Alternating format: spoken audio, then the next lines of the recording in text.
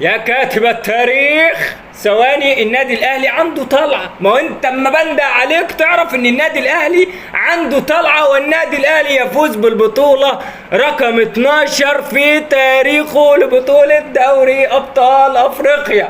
ويا كاتب التاريخ لا تغلق الصفحات، لان النادي الاهلي حرفيا ماسك لك التاريخ كده منجده. ماسك لك التاريخ منجده، وحرفيا مهلهله. حرفيا ماسك التاريخ وكاتب التاريخ مهلهلهم. وتعالى لي لان الحلقه النهارده ناريه ومن العيار الثقيل، ولكن ارزع اللايك يا كاريزما. ومبروك لكل ما هو اهلاوي الفوز ببطوله دوري ابطال افريقيا. مبروك للنادي الاهلي، مبروك لجماهير النادي الاهلي، مبروك لمجلس إدارة النادي الأهلي اللي حرفيا يستحق البطولة، ومبروك لمارسيل كولر اللي حرفيا داهية فنية بكل ما تحمله كلمة من معنى واحد. أقول لي يا عم احنا كنا بنلعب الشوط الأول حلو، الشوط الثاني سبناه، ومارسيل كولر بدأ يتحفظ وبدأ يحافظ على. بقول لك إيه، النهائيات تكسب ولا مش سامع ولا تلعب. نهائيات تكسب ولا تلعب. النادي الاهلي عمل مباراة اكتر من رائعة، وحرفيا النادي الاهلي بيعرف يفرح جماهيره، سواء من اداء لاعبين، سواء من مدير فني، سواء في احتفالات، سواء في في احتفالات، في احتفالات. ليه بكررها لك 3 مرات؟ اتفرجتوا على الاحتفالات، فرجتوا كابتن محمد الشناوي كل ادب بكل شياكه، متسبي جه، رئيس مجلس اداره النادي الاهلي كابتن محمود الخطيب جه، خد يا شناوي الكاس. ما شفناش الشناوي شدد لك عيل من عياله، ما شفناش الشناوي شدد لك عيل من عياله، ما شفناش كابتن احمد حسام وهو داخل ماسك لك الكاس، حد زق وكتف وقع، حد من اعضاء مجلس اداره النادي الاهلي قام واخد الكاس ولف التراك. ما شفناش لاعب مسك الكاس ولف التراك. ما شفناش غرامات هتنزل على النادي الاهلي. كل ادب وكل شياكه، كل لاعب عارف هو هيعمل ايه. اللاعيبه واقفه، كابتن محمد الشناوي صف يا شباب، اللاعيبه وقفت صف. كابتن محمود يا خطيب بعد اذنك بس صوره جماعيه نعرف نتصور، حتى الشياكه وهم بيحتفلوا. حرفيا مارسيل كولر واللعيبه ومجلس الإدارة، وعندك بقى أي حد موجود في أرض الملعب، الدنيا ماشية سلسة، الحياة زبادي، اللاعيبة واقفة منظمة، مجلس الإدارة واقف شياكة، كابتن محمود الخطيب داخل لك داخلة ولا رئيس الجمهورية، كوزير الشباب والرياضة ومتسبي داخلين بكل أدب وبكل احترام، ولا متسبي اتزق ولا في محفظة وقعت زي في نهضة بركان في الاحتفالات. متسبي داخل زق، وزير الشباب والرياضة داخل زق، واللاعيبة كل واحد داخل يتخانق عشان أسرته تخش. وواحد مثلا ما شفناش محمد الشناوي ماسك لك العيل وخد يا متسبي اديله مفيش الكلام ده. مفيش الكلام ده ليه؟ أنا ما شفتش الكلام ده ليه؟ لأن النادي الأهلي يختلف عن أي نادي تاني. عقلية حرفيا عقلية. مارسيل كولر بقى، نيجي بقى لمارسيل كولر. خلاص شفنا الاحتفالات، احتفالات تليق بالنادي الاهلي بامانه الله، حاجه تليق بالنادي الاهلي ومجلس اداره النادي الاهلي. كابتن محمود الخطيب كان بيشرف لك على التنظيم يا جدع. انت شفنا الدخله ولا دخل، والله العظيم زي ما انا قلت لكم مش عايزين نقعد نكررها تاني. طيب اداء المباراه، مباراة ممتعة في الشوط الأول. الشوط الثاني مارسيل كولر قال لك بس أنا خدت الهدف اللي أنا عايزه، خلاص جبت واستقنيصت.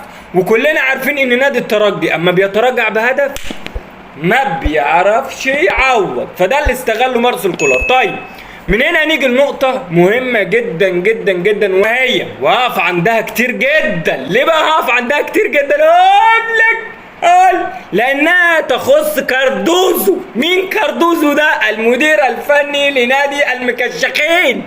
نادي مين؟ نادي المكشخين، نادي الترجي التونسي. طلع قال لك قبل المباراة يا كاريزما، ويا ريتك ما طلعت ولا اتكلمت، كان هيبقى شكلك ألطف من كده، وكان هيبقى شكلك جميل قوي قوي قوي. يعني كنت خد وضع التنجيد وانت ساكت زيك زي أي فريق في دوري أبطال أفريقيا. كنت او في الدوري المصري، خد وضع التنجيد وانت ساكت، ما تطلعش تقول ايه بقى؟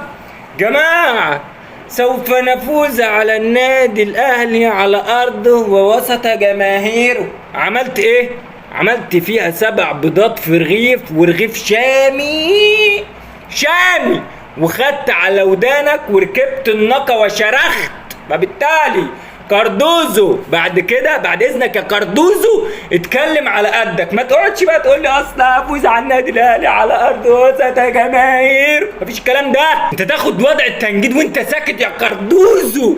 كاردوزو انت تيجي تاكل عيش على الدغري وعلى السكه انت بتقابل البابا بابا. طيب من هنا نيجي لنقطه تانية وهي اهم واهم وانقح. مارسيل كولر ماسك لك التاريخ وكاتب التاريخ حرفيا زي ما النادي الاهلي ماسك التاريخ وكاتب التاريخ بالاقلام. مارسيل كولر ماسك لك برضه كاتب التاريخ والتاريخ بالاقلام. ليه بقى بقول لك كده؟ اقول لك في سلسله اسمها سلسله اللا هزيمه في النادي الاهلي في بطوله دوري ابطال افريقيا. طيب مارسيل كولر وهو اسطوره التدريب في النادي الاهلي كان وصل في سلسله اللا هزيمه في بطوله دوري ابطال افريقيا المباراه رقم 19 يا كاريزما. طيب مارسيل كولر لحد الان وصل لك في سلسله اللا هزيمه في بطوله دوري ابطال افريقيا المباراه رقم 21 في تاريخ النادي الاهلي، وده بيصعبها على اي مدير فني بعد مارسيل كولر. يعني اسطوره التدريب عندك مين؟ مانويل جوزيه. دلوقتي بقى اسطوره التدريب عندك مارسيل كولر. طيب من هنا نسكت؟ لا، زي ما النادي الاهلي ومارسيل كولر ماسكين التاريخ وكاتب التاريخ منجدينه ومهلهلينه، مصطفى شوبير ماله يا اصلي؟ هقولك مصطفى شوبير يصبح اول لاعب مصري يحافظ على نظافة شباكه في بطولة دوري ابطال افريقيا. بس كده؟ لا، مصطفى شوبير لعب لك في مباراة او في هذه النسخة قول 9 مباريات لم يستقبل اي هدف، ولا فسفوسة ولا حنتوسة، ما شاء الله، ومسكنا الخشب. طب نسكت لحد هنا؟